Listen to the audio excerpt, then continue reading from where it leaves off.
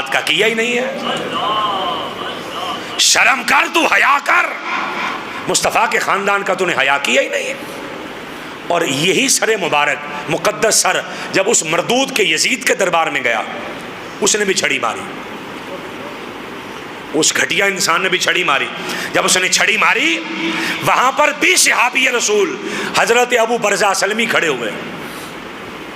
اسی کہیں نا یار بندہ بڑا ظالم ہے تو یزید بنیا پیا. وہ یزید بنیا پیا نہیں، آپ ہی یزید ہے جو چھڑی مار رہا ہے. حضرت ابو برزہ سلمی سینہ چوڑا کر کے کھڑے ہو کے کہنے لگے حیا کر ذرا، میں نے آنکھوں سے دیکھا مصطفیٰ ان ہونٹوں کو چوما کرتے تھے. شرم کر ذرا، حیا کر.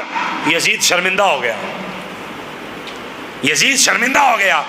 آپ پورا کربلا سنا رہے ہو، ان صحابہ کا کس نے سنانا؟ ان کا ذکر کون کرے گا؟